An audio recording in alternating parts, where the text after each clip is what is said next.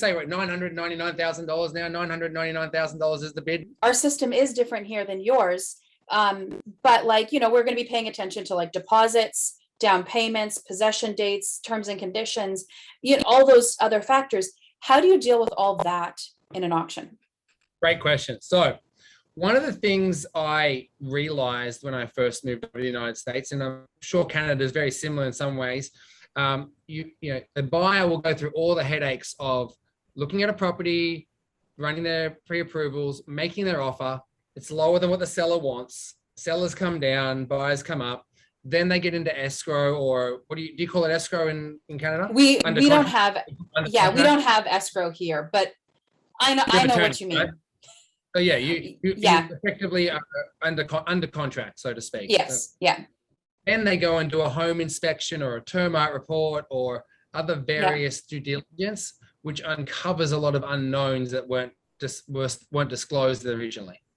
What that then means that the buyer needs to then renegotiate or come up with extra funds.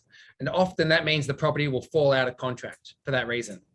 So we avoid that by doing all the due diligence before we even go active on the websites or their MLS.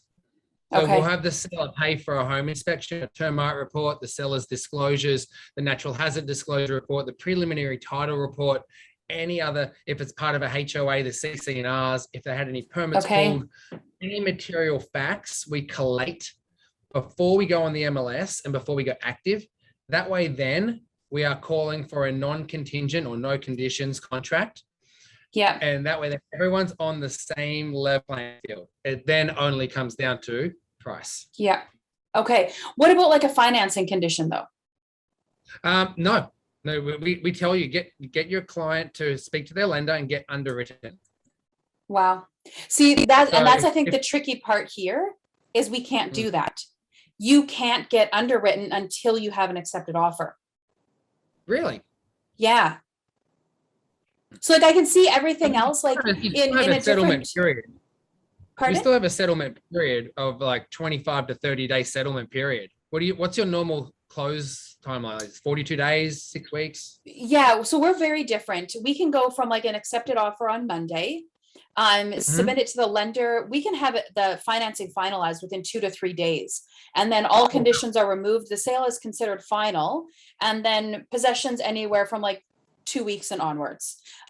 So like we can have like a firm final deal within days of acceptance. But yeah, you can't get underwritten before writing an offer.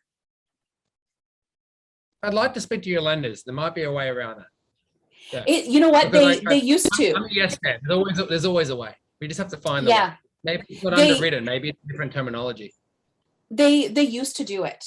And then about 9 years ago, when our market went crazy, what they found is like, they'd underwrite, they'd lose, underwrite, lose. And so they said, we're not doing this anymore. And they quit.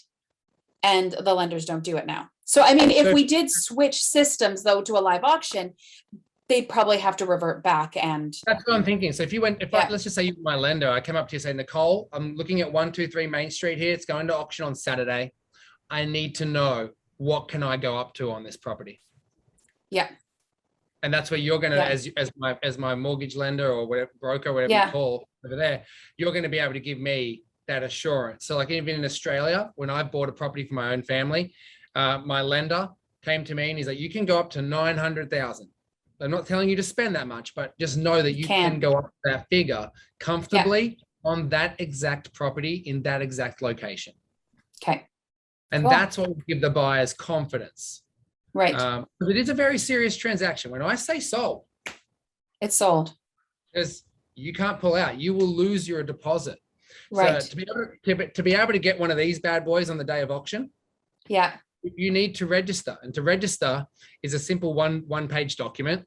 But you also need to bring with you a cashier's check or wire into an account at 3% of the bidding to start from amount.